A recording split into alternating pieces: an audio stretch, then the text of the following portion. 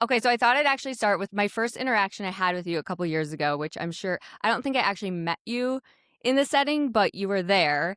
We were at a fundraiser in Milwaukee a couple years ago, and you were there, and Mayor Johnson was there, and Senator Baldwin, and Representative Moore, and a bunch of donors and other things. And it was at the 3rd Street Market Hall, and a bunch of protesters ended up coming in and were kind of causing a ruckus, and it was a little bit like, obviously that's part of democracy, but it was loud and disruptive, and nobody was really sure what to do. And they were kind of backing people into a corner, and everybody's like looking around, wondering what's going to happen. And you just must have made the executive decision to get up there, and you were like, hey, this is what's going on. We understand why you guys are here. Democracy is messy. We are not on board with what you're upset about either. We've got to figure it out. But this is a private thing. We need to make sure people are safe. I don't know exactly what you said, but you basically addressed both sides. Everybody calmed down. I felt like I could exhale, and it was all good. And Yeah. I just wanted to, like, in that moment, I felt better after you did that, and it seemed to, like, make everybody feel better. And to your point about starting the day off good every day, it seems like you are that kind of person. Like, you're always the mediator, making sure things are good. You're pretty level-headed. Yeah. Do you get stressed out, or how are you like that? Well, I think that everybody gets stressed out, including me. And I think, but for me, when I talk about every day being a good day, or you probably hear me say, I bring my own weather wherever I go. Right. And I think that we have a responsibility as community leaders, elected leaders, no matter what capacity that you are in leadership, to make sure that you're bringing a level of comfort. And bringing that level of comfort makes you have to be in uncomfortable positions yourself. And when I think about being a county executive, like I don't get the opportunity to just talk to people who think like me, or talk to people who only want to see democratic ideas. There's so many different, perspectives that we need to have at the table. And I think that what we have lost in the world is the ability to have difficult conversations.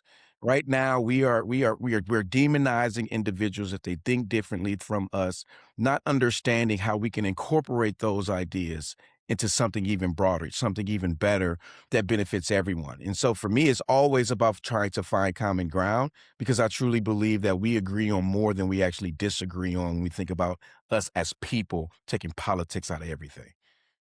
Yeah, and I think a lot of times, a lot of the conflict is people just wanna be heard. And I think seeing that scenario play out, that was exactly what was happening. They did just want to be heard and acknowledged, and even just taking the few minutes to do that seemed to, in that one micro moment, like, that was good enough for that moment. It didn't fix all the problems, but they were heard. And that's important. It's about acknowledging people's existence, acknowledging the voice, and we have to do that. We have to do that a lot more. Yeah, taking each other and each other's fears and struggles seriously instead of assuming the worst right off the bat. There you go. There's a lot of talk about experience in this race. There's a lot of candidates with varying levels of experience, which I think is actually pretty cool as voters to kind of look at the different perspectives of candidates in this race. And we'll get to like the actual work experience, and I do want to get into that. But before we do, I kind of want to get into your life experience a bit, because I actually think when we're talking about somebody at the level of governor, the person who's going to be in charge of the state, in politics, I don't feel like we talk enough about, how somebody's life experiences shape them to be ready for a big moment like this. And I know you in particular, at a time when everybody's trying to be so buttoned up and, making sure they have the best story and that they're only highlighting the good things. You don't shy away from your life experiences that some people might think of as a negative, but you don't seem to think of it that way. I mean, you talk about growing up in Milwaukee in poverty and being evicted and moving from house to house and having parents that struggled with mental health and addiction. And as somebody who's overcome addiction myself, I actually feel like that's one of my best superpowers and strengths now to do what I do. How do you think your life experiences have made you ready for this moment? Wow. Well, once, first and foremost, thank you for sharing your story. Yeah. And I think that when we think about our life experiences, it really helps to understand the foundation of an individual, right? And so, yes, I mentioned like my father being, a master electrician. My mother was a Jane of all trades. They did everything that they could to take care of us, but they still had their own challenges, right? But I would say that when I think about the challenges of being evicted, seeing my mother and my father go through the things that they went through, whether it was substance use or just anything health related, one, I think that teaches us about resilience. When I think about where I come from, growing up in the 53206 zip code, one of the most incarcerated zip codes in the entire country, nobody thought that a kid who grew up in poverty, who grew up around substance use, could become the youngest and the first African American elected as Milwaukee County Executive. Heck, I never even thought that. And when I think about my own experiences, it's really about understanding that you have to keep people centered at every discussion, right? And so, you know, because of my housing instability, we've been able to invest in affordable housing. We have the lowest unsheltered homeless count per capita. Because of my experience, and not just with my parents, right, but other family members, neighbors who lived on the same block as me, seeing them struggle with drug use. Now we've been able to invest in opioid uh, addiction and treatment and prevention and all these things. And now we have seen a 40% reduction. And so when I think about my background, it is really I'm tested. I'm grounded because I know where I come from. And because of that strong foundation of who I am, I think it's important to share that with folks because I want folks to know that there's a lot of opportunity out there, right? And what you went through, your experience, how you grew up, your zip code should not decide the type of future you should hold. And Hmm. that we have the ability to take the bull by its horns and do whatever we want to do, but we have to be authentic. We have to be genuine. We have to be honest about where we come from because that is our foundation. And I believe that, no one should run away from where they come from, right? You should actually double down because it helps you to understand where you're going, where you're moving forward. And that's also why I say every day is a good day, right? Because I also know what I've been through. And I know how bad it can really be understanding where I come from. And so I use that saying as a way to manifest a good day, as a way to encourage other individuals. And so my background is who I am, but it doesn't define who I will become. Hmm. And I'm sure gives you a new level of empathy to relate to those dealing with all these different types of struggles that so many people across our state are dealing with. And I know, obviously you're Milwaukee County Executive, you grew up in Milwaukee, and some people think that there's some very unique challenges with Milwaukee, and there are. It's our state's biggest city. Yeah, However, I also think there's a lot that folks struggling in Milwaukee have in common with a lot of the folks struggling in our rural areas, which I don't feel like gets talked about enough. Like, yes, they may, on a day to day basis, their life might look a little different, but they're dealing with a lot of the same problems. I mean, do you feel like your experience and the adversities you've faced is helping you connect with folks in those more rural areas as you kind of tour the state and talk to people? absolutely. We know that the opioid addiction is not just affecting urban areas, it's been ravaging rural communities all across our state and all across our country. When I travel across the state as I'm doing the campaign now, and when you're hearing about affordable housing being one of the top issues, and I've been in places like Waukesha, one of the reddest places where they know that housing is extremely important for them. And so it does allow you to connect. And when you think about those who are struggling, right, those who are receiving the services and the programs, those are the individuals who's also had the biggest barriers and challenges of actually navigating the system. And so it is extremely important to me that when you have those conversations, you're right. You heard me say this before. No one cares what you know until they know how much you care, right? And when you're able to build that relationship with the individual, right, you can develop trust. The policy conversations, the solutions become that much more easier. And when you develop that trust, those who are directly impacted by the issues, they feel more comfortable actually lending their voice to the solution. And you want them to have a seat at the table because those directly impacted, they have the best voice when it comes down to solutions. What will actually work for them? And I also understand when they say that, well, people don't understand us because they see a lot of elected officials who come from different backgrounds that they have, may have, was born with a silver spoon in their mouth, but don't really come down to the ground level, come down to the neighborhood level to have these tough conversations in order to make sure that we're delivering the results. People don't care, about what is happening in the world. They want to know, what are you doing for them? And the only way to do that is by meeting the folks where they are. And so, you know, I've been able to make these connections all across the state of Wisconsin. And it's been interesting because once talk about my background, what I've done as Milwaukee County executive, people are like, you're really impressive, and I appreciate that. But I also want folks to understand that, like, I'm not just doing this for me. And like as a leader, if we're only doing things that's going to pad our resumes and it's not helping, others rise to the top themselves, and we're not bringing others along with us, we're doing ourselves a disservice. And so when I think about Milwaukee County and what we need to do, I know that it's not just about my community because we rise and fall as a state. And so the better Milwaukee does, the better the rest of the state does. But it's also important that we lock arms with all of our local brothers and sisters across the entire state and give all of our children and our families an opportunity. And the only way to do that is not by looking at each other as our different neighborhoods and our different counties. We have to look at ourselves as the state of Wisconsin, as one Wisconsin, as we begin to really develop the policies to make sure that when the tide rises, all the boats rise. Well, and speaking of that, talking about the people on the ground and them feeling heard and seen.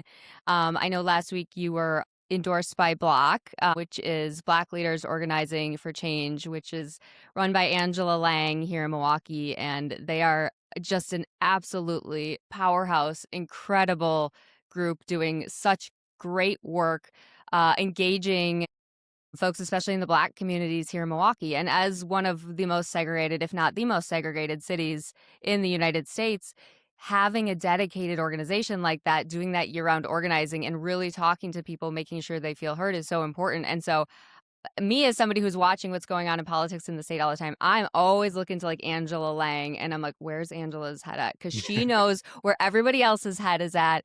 And I think that endorsement was a pretty big deal. What does that mean Yeah. to you? I mean, it means a lot to me. One, what I appreciate about Block is that they're doing organizing all the time.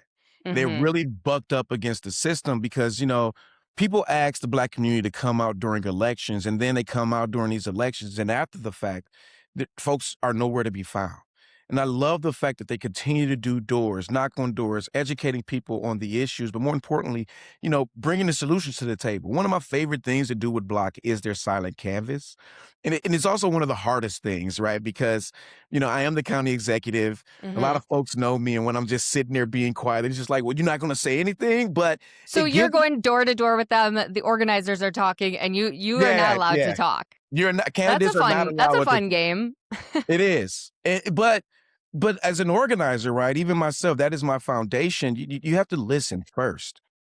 And so it means a lot to be able not only to have, you know, a Black organization supporting me, but a progressive organization that understands the need to raise the minimum wage, that understands the need for criminal justice reform, that understands the need to make sure that everybody gets access to a quality education. And so, I appreciate the endorsement, but it's also validation.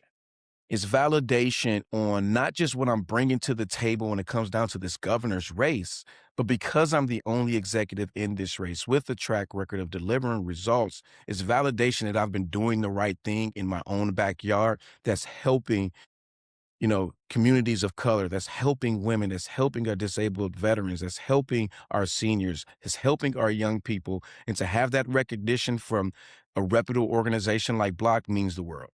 Yeah, and I've done a lot of door knocking and open canvassing, and I've been in different areas, and I have talked to a lot of voters in those areas, and I know, you know, they feel really disenfranchised a lot, and often don't want to vote because even Democrats a lot of times will come back to the convenient policies, and they feel like not much really changes. So I do think it's significant that they are putting their trust behind you and saying, okay, well maybe this will be different, and that's based on not just your campaign, but like you said, the work you're already doing. Yeah, They're able to judge something in real time and say, "Yeah, yeah, we're good with this. Let's take it up a notch." And I think that's really cool. it is cool. Um, what do you think most people don't understand about some of the challenges that our state's biggest city is facing? Yeah. A lot of people don't, and let's just face it, like for the past 30, 40, 50 plus years, Republicans here in the state of Wisconsin have been focused on the urban rural divide. And they've really honed in, particularly on Milwaukee County, because then I would argue that, the political lightning rod we're under in Milwaukee County isn't partisan. We get it from Democrats and Republicans. But I also understand that, right? Because I've actually had to challenge my cabinet, our leaders, that we have to become uncomfortable too. We can't just sit here in our own bubble and think that everything is hunky dory, right? Like, we got to get comfortable being uncomfortable. And you can't talk about being the economic engine of the state without beating on your chest. We do this in partnership. But we also have to be honest about the realities that we live in, right? And so when you're representing the largest community, you're going to have challenges related to crime. You're going to have challenges related to disparities in income and housing and education, you name it, right? I mean, years ago, Annie Casey Foundation said that Wisconsin was one of the worst places to raise a black child, right? And so we have a lot of challenges. But when I see all of these challenges, I also see untapped potential.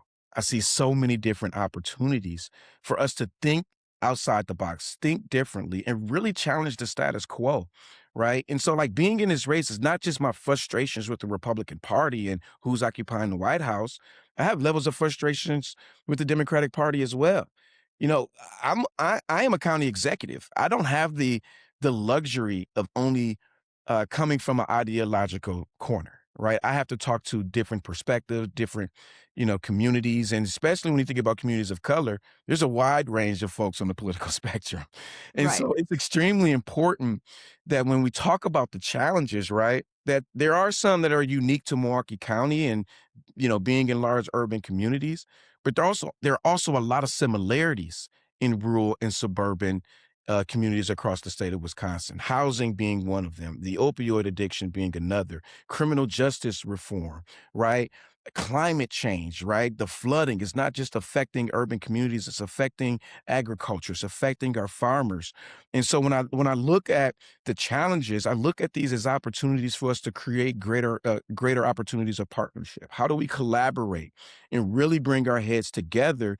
Because there are some best practices that we can put in place that may not work for a Barron, that may not work for a Rhinelander, right? But if we're able to share those best practices, how do we put our heads together? How do we sit at the table and actually tailor, right, these best practices to fit each community's needs? I represent 19 different municipalities. There's never a one size fits all solution for the entire county, just like there's not one for the state of Wisconsin. And so we have to allow more people to be at that table to help massage these ideas that's going to fit their community, create more buy-in, and that will actually work and create sustainable outcomes moving forward.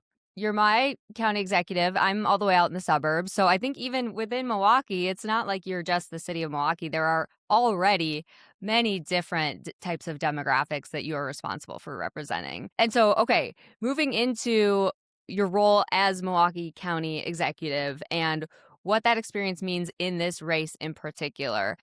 It's arguably, I mean, the most relevant experience to governor, right? I mean, you're already managing all of the people in the county and the budgets and everything going on. I believe this is the path that he who shall not be named also took to be governor, Yes, right? yes. Um, I'm not like him. so no, I know.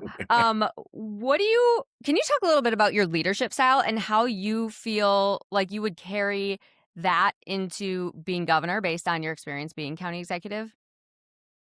Well, I guess I would say it's three things that my leadership really focuses on. One, collaboration, right? I don't think that one person, one individual entity can actually move the needle, make sure that the tide rises to make sure all the boats rise by themselves. And so you need to make sure that you're partnering with other groups, with other entities, with other individuals, and to make sure that you're not only doing the right thing, that there's a level of accountability, but there's enough buy-in for us to make sure that we can actually do this work. Because we're talking about elections, right? And when you think about elections, everything is happening in 2 to 4 year cycles, which stops us from actually creating those long term opportunities, those long term planning and the goals that we need to have. And so it's always about collaboration because I want this work to continue, even if I am not here.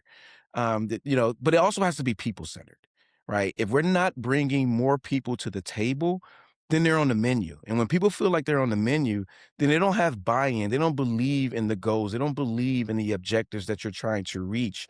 And so it's extremely important that you have everything people centered, keeping people at the at the forefront, right? And not just thinking about, political decisions, because we have a lot of people who think about politics itself, and then all of a sudden, you know, they're like, "Oh, we need to change this because the polls are saying something differently." That's not how I operate. And so I am people driven. But more importantly, it's also about giving people opportunity. And what I mean by that is I don't make decisions in a vacuum. We bring as many people to the table as possible. When we worked on our first strategic plan within Milwaukee County, the first one in over 20 years, we built it on 3 pillars. And the first one was intentional inclusion. You know, my cabinet, has had, more people of color and more women than any other county executive in the past because I wanted to make sure that we were representing the community. And so my leadership style is making sure that we're rising more voices. It's not about me at all. This is not about my resume. This is not about how I'm padding my resume for the future. Because if I'm doing great, but others aren't doing great, I'm doing my entire community a disservice. And so I want to make sure that as I move up, I am bringing others along this journey because I need to make sure that the baton can get passed and we're being intentional on how we're doing this work moving forward. Here's an interesting question based on leadership style and all of this and working with other people. What do you think people might not understand about being a Democrat in a role where not working across the aisle is not an option? I think, that is it's like being between a rock and a hard place when you're in local government, especially as a county executive, right? Because you have, Milwaukee County, we have strong Democratic strongholds, but we have other communities that are strong Republican strongholds or very independent. But when I think about my leadership style, it's about making sure that there's enough seats at the table, right? It's not just about diversity when it comes down to age, gender, socioeconomics, and who you love and where you come from, but it's also about diversity of thought. And I do believe like this is how I've been able to build my success because I think because of those relationships, trying to understand who individuals are, it has allowed governing to become, I'm not going to say easy, but it's become more collaborative.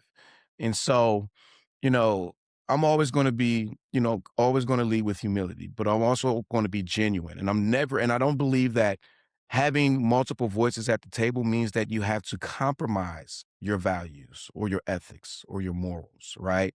But we should be compromising when it comes down to the outcomes that we're delivering for the people that we represent.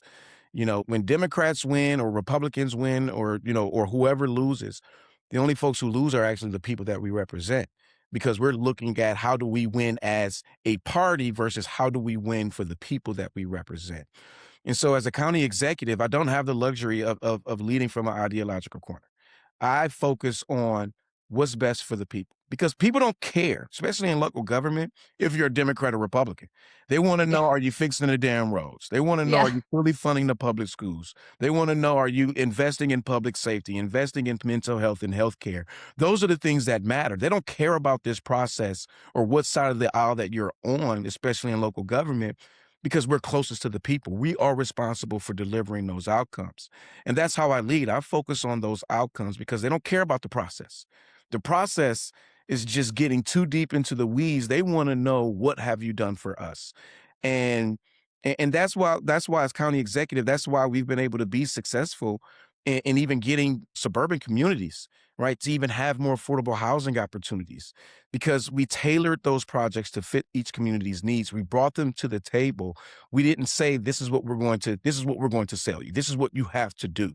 We created collaborative opportunities for that. And so I just lead with humility. I lead with people being genuine. And, again, it goes back to my favorite quote: no one cares what you know until they know how much you care, because people don't care if you're a Democrat or Republican. They want to know what are you going to do to benefit them.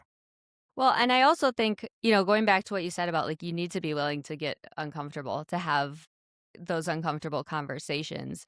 Um, i- if you're talking about something like affordable housing, you can't fix that in 2 years or a 4 year term or even 8 years. That's something that is like you have to build systems for that may take longer to really fix and really sustain. And you can't just talk to people you agree with to get that done, right? I mean, you're gonna have to be talking to different types of politicians and community leaders. And I think maybe what some people aren't understanding is I know everybody's really excited about the potential of getting a Dem trifecta, but I don't want us to get ahead of ourselves because even if we get that, there are Democrats in the legislature who represent very purple areas, and they have like farmers and rural folks with unique needs that aren't necessarily just we can't count on their vote for every progressive policy that we want to get through. So there's going to be negotiations that need to happen, not just with Republicans, but with skeptical Democrats or more independent minded legislators as well. Appreciate that point because, we can get the trifecta and we can do everything in the next couple of years, but how do you sustain that power for Democrats moving forward for decades is what's important. And so I truly believe that we have to be extremely bold when it comes down to our agenda, but we can't be stupid, right? And what I mean by that is that, we can't be stupid to where we're not putting ourselves in place to where we're going to have Democrats in rural communities being represented, to where we can't be in power when it comes down to 2030 and making sure that Democrats are in the driver's seat when it comes down to the census, when it comes down to making sure that we actually have fair maps here in the state of Wisconsin. And so we have to make sure that we are actually planning long term. Our budget cycles are 2 year living documents. But those 2 year living documents is the reason why our schools aren't sustained for the next couple of years, why our school districts are going to referendum, why we don't know how we're going to invest in healthcare and childcare and all these different things, because there's no long-term plan that we have put in place.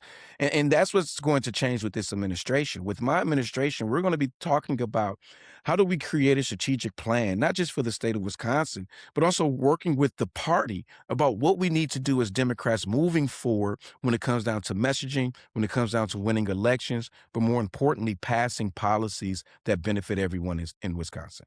One of those issues that I think is misunderstood is the public schools, and a lot of what we hear about, especially like online, is like that it's a very black and white issue. It's like we can't do vouchers anymore, just public schools all the way. But in Milwaukee, in particular, I mean, I think Milwaukee was the first city in the U.S. that really rolled out this school choice program, and so, what are you hearing from folks there and just your experience of growing up in Milwaukee and being there that maybe people need to understand about that whole public school versus private school conversation? And maybe it's like a reform part of it. It is absolutely a nuanced conversation. What many people may not know is that, particularly in the city of Milwaukee, half of the students, 50% of the students actually attend the voucher system. And so even if you got rid of that system today, all those students will be going back into Milwaukee Public Schools where they don't have enough dollars and resources for the current capacity of students that they have. And because of the way that we fund our school systems, right? Voucher schools get money in real time. Once that third Friday count comes, they get that check in real time. Public schools, they don't get that check until the year after, right? Oh. They don't get that money until the year after, and so, that's which is a huge problem, and so we absolutely need to make sure that we're holding, these charter schools, these voucher schools accountable. We need to make sure that they're transparent and they're held to the same standards as our public school systems because you're comparing apples to oranges, and this is really what the Republicans have done the past decade is created the shell game and how they've been able to put dollars into the charter system without any real accountability. And so, but let's just face it. I mean, we've seen that with the school property tax credit, where they're saying we're investing in schools, but it's going towards property tax relief and never hitting the classroom at all. And so we have to take a step back. We have to change the status quo. We have to make sure that we are actually putting a school funding formula that actually allows school districts to actually plan long term for the future versus budgeting every 2 years. That's like a beast of an issue that I know is there's no small or short answer for it. And it's everybody's going to need to work together to figure that out. Okay, let's move on to Tom Tiffany for a second. Okay, so the one thing you may have At in T3, common, as I call them. T3.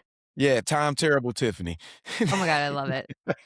So the one thing you may have in common with him that you guys talk about is that you're both girl dads. However, I would argue that he has made taken some pretty terrible votes for a girl dad that are really putting women in this country and in this state in a really tough Yes, position, whether it's on repo right, lots of things. yeah.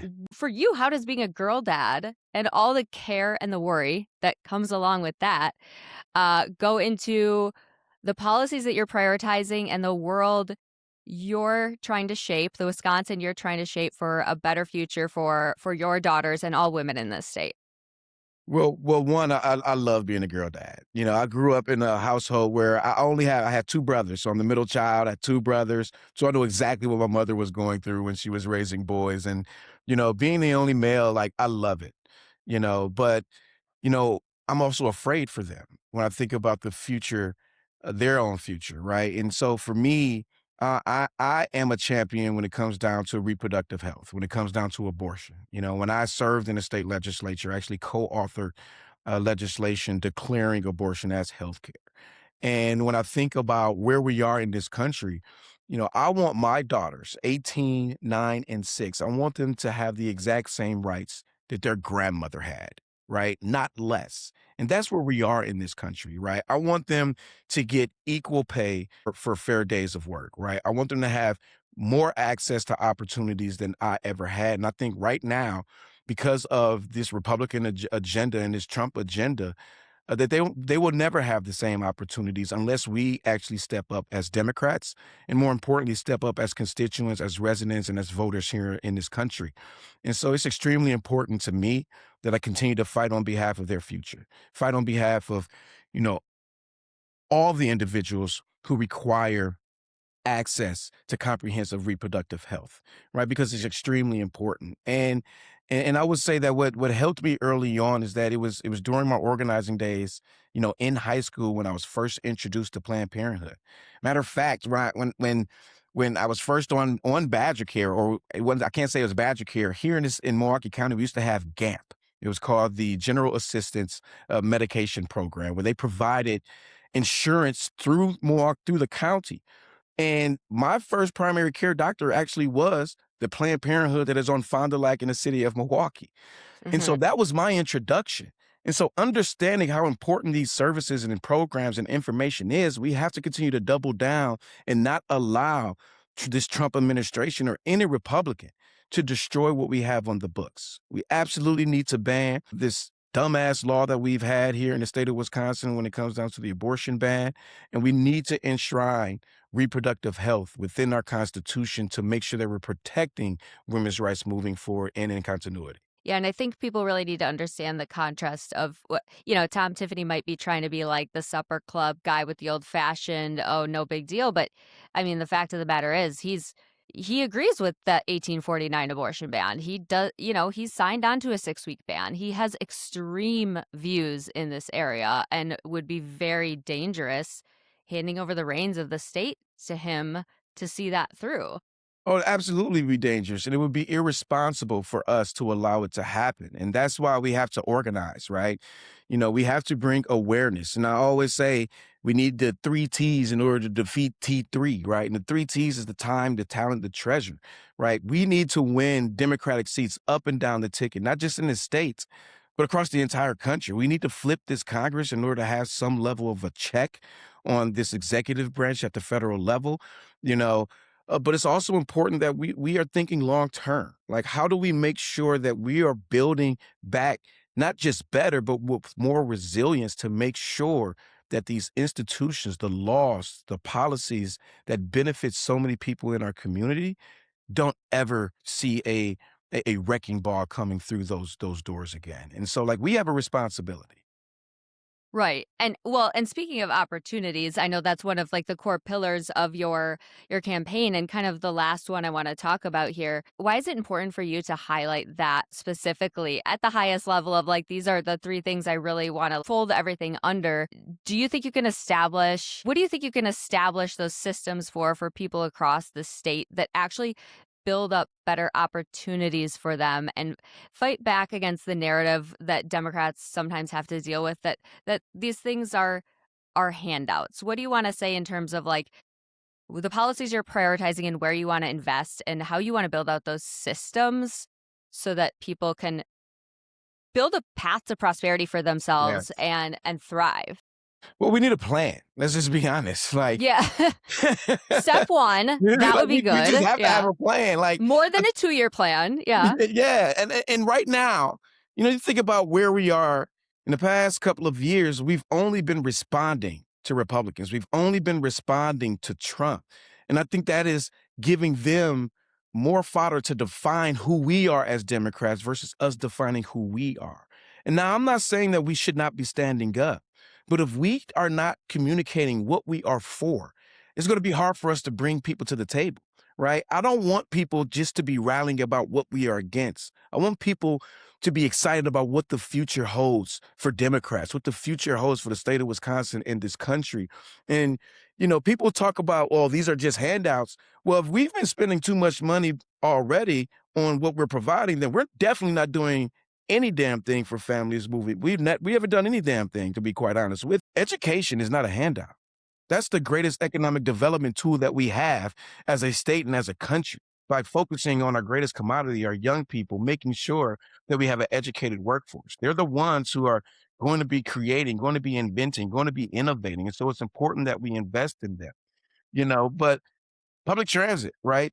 That investment is not just an investment in making sure that people can get to and from work or to their healthcare appointments and, be able to, experience different communities, but that's also how we save our environment, right? That's also how we, reduce the amount of pollution that we're putting into the air. That's how we have access to clean air, but how we also have, access to clean water and making sure that we're holding people accountable and things of that nature. And so, for me, without talking about opportunity, we're missing out on defining the future that we want to have here in the state of Wisconsin.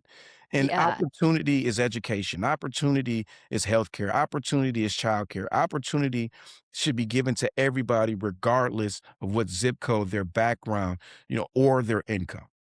Yeah, I talk about this a lot with childcare specifically, and we are coming up on this funding cliff where these funds are going to run out, and childcare centers will have to either raise rates or they will need to close. And that we know that what's going to happen with that is that women will need to leave the workforce. And that's why, this investing in opportunity, investing in childcare is not just for the people with kids, it's to keep incredibly qualified women in the workforce contributing to our economy, and there's always a bigger picture here.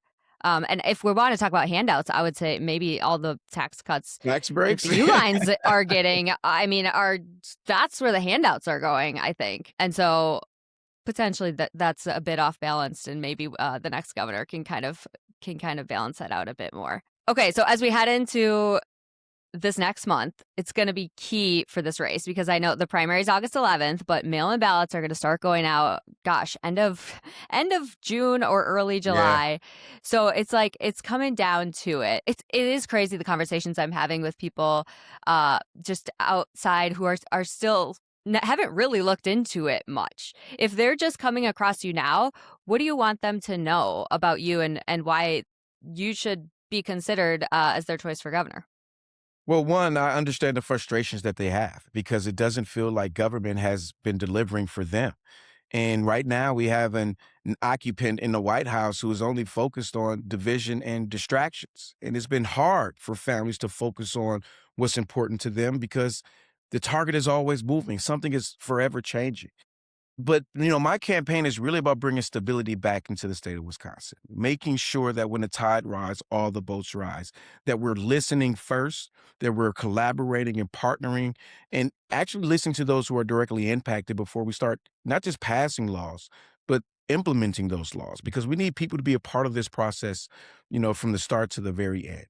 And so I want people to know that I understand what they're going through. I've been through what many of them are going through. And as a county executive, we've been able to tackle many of these issues that people have long, for so long, have said we'll never be able to do this. And I think we're at a pivotal moment right now. We need you. We need you in the workforce. We need to provide you healthcare. We need your children to get a better education because we need you to live a prosperous life in order to make sure that Wisconsin is the best place to raise a family. And the more and more that we can invest in the people right here in our own backyard throughout the entire state, doesn't matter where you live, doesn't matter who you love, it doesn't matter what your income is. We need to make sure that we are creating opportunities. And so this race, it's not about me. It's not about my family. It's not about my daughters or my wife or, this is about all of us.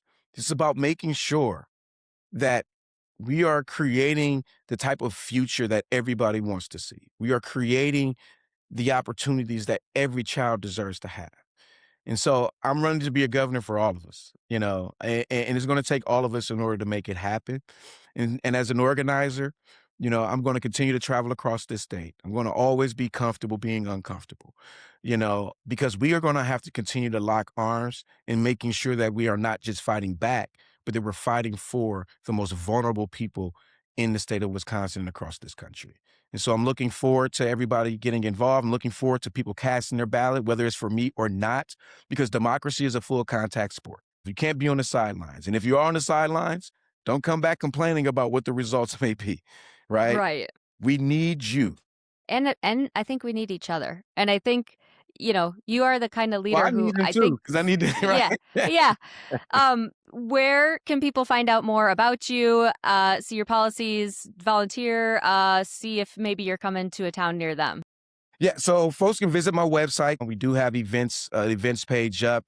You can follow us on all the different social media platforms, Twitter, Instagram, whatever it is. I said Twitter, All X, the things. Facebook. Yeah, I know. There's like 100 now. And the handle for that is Crowley for WI.